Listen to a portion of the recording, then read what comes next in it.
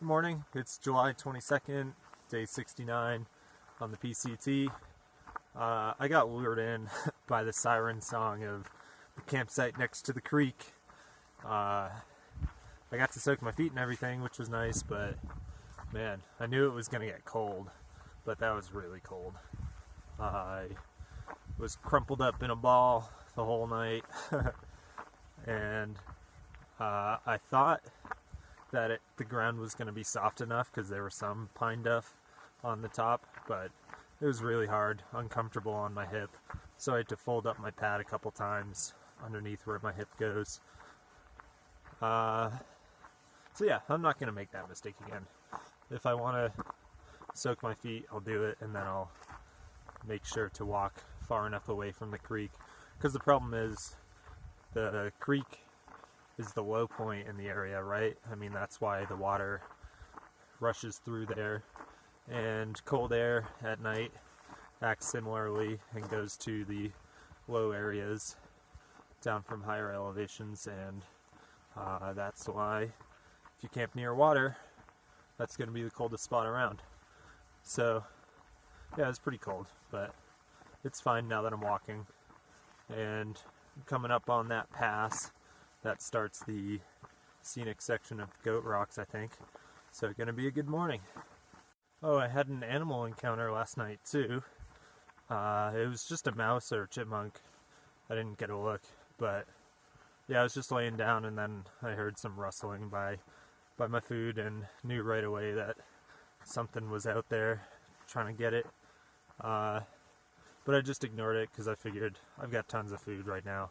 I have too much food.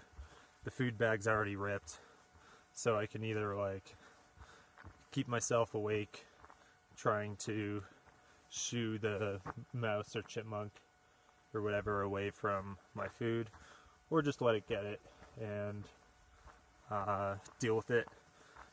So I just kept laying down, went back to sleep, and I woke up to whatever it was on top of my head, just like chilling up there. It wasn't just running across or anything. It ran on top of my bivvy, on top of my head, and just stayed there. So I just shook my head real quick and it ran off and didn't come back, I don't think. And I woke up and there was no holes in my food bag that weren't there already, I don't think. None of my food looked like it had been gotten into, so I usually cover my food bag in my rain jacket. I don't know, it makes me feel a little bit better that it doesn't look like food, you know? But I always figured that if something's gonna smell it, it's gonna go for it anyways, but I don't know, something deterred the mouse and it was definitely poking around. So maybe I'll find some food that he got into later, but I'm pretty sure he didn't get into any.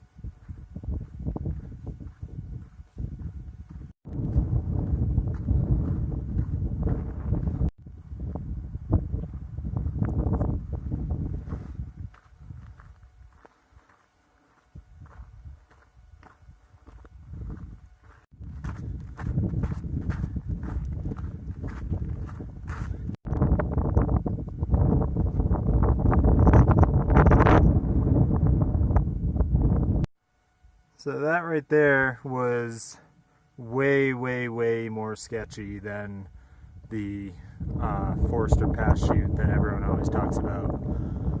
Oh man, the sun hasn't hit this yet, so it's still completely ice. The footsteps look pretty good here, but in the middle, they're almost non-existent. They're completely slanted and just iced over. I didn't think I would have to do some climbing moves on this trail, but there were little holes from trekking poles, and I would just like stick a finger in it and use that to keep me close to the snow, because my feet were slipping on every single step. Oh man, I hope there's no more of that ahead.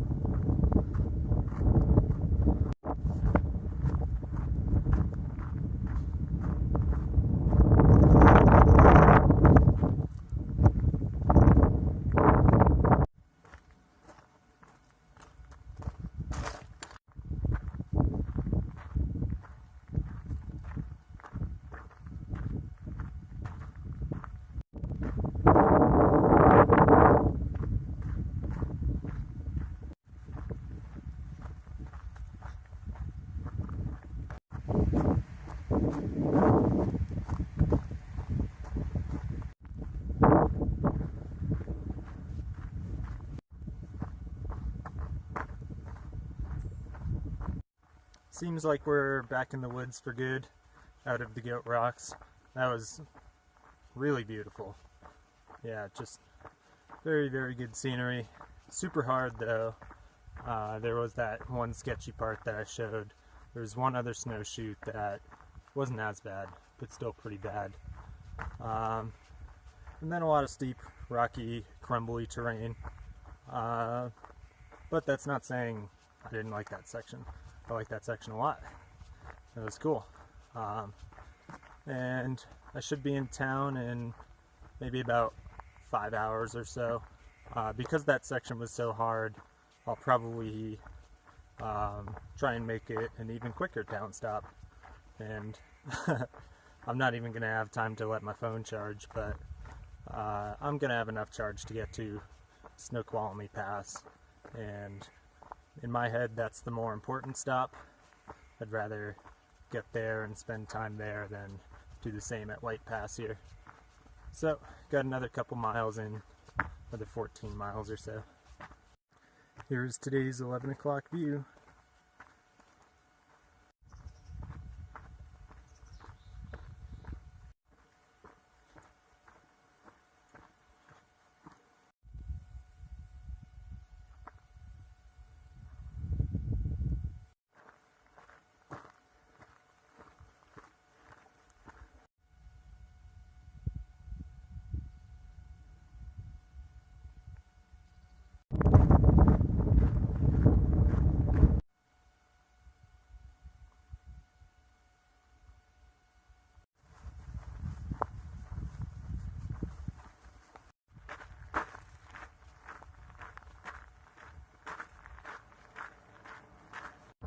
Alright, leaving the White Pass Cracker Barrel now.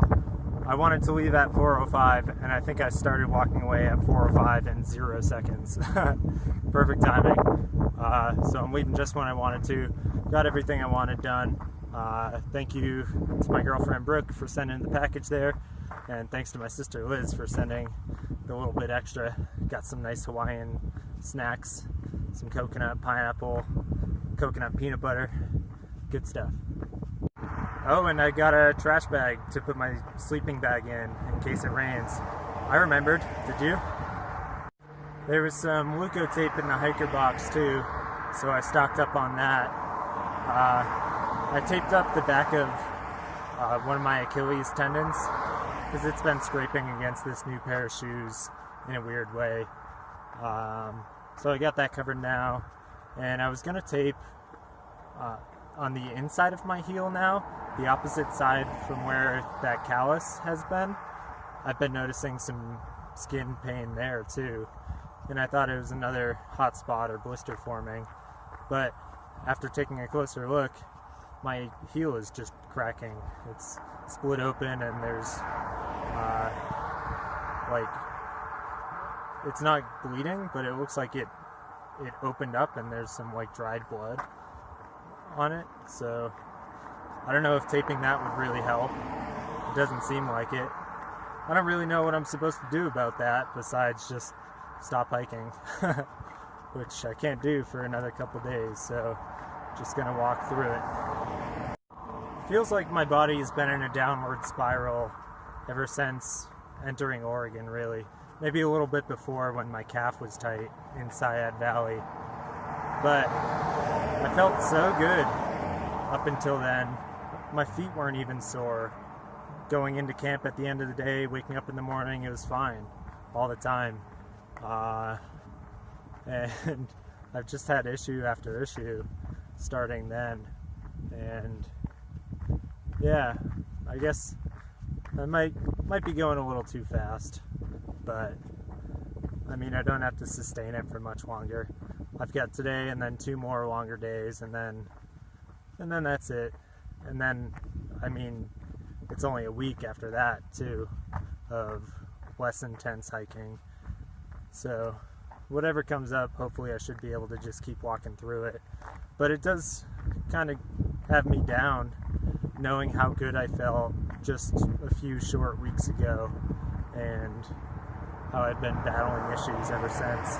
I think it all goes back to that 118-mile day, actually, because I wouldn't have done that if I didn't feel 100%. I remember telling myself that before ever committing to doing a long day like that.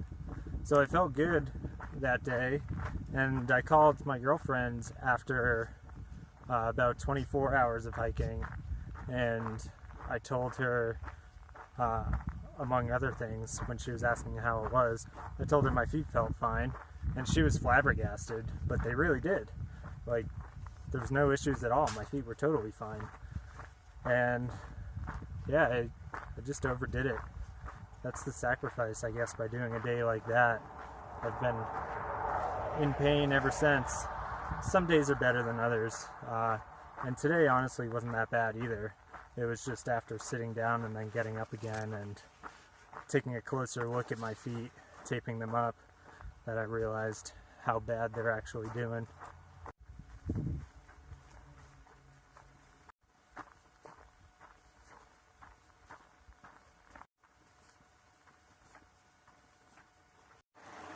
Looks like I got no choice about the foot soaking tonight. Trail's over there. I'm going to take my shoes off and embrace it. I'm camping right on the other side, so no big deal. Man, fording barefoot is pretty difficult. I almost went in. It got a lot deeper than I expected, and I wasn't really paying attention to how fast the current was going. I guess I got a little overly cocky after doing so many fords so far on this trail, and yeah, on my bare feet I lost my footing a little bit and almost went in. I wouldn't have gotten swept away or anything, but everything would have gotten wet. But I made it across, mostly dry, and it felt awesome on my feet. Man, that felt so good. And I found a good camp. I got pretty far away from the river this time. Shouldn't be cold here. I think it's going to be fine. I ended up doing 40 exactly, pretty much, for the day. It was like 13.8 or something leaving town.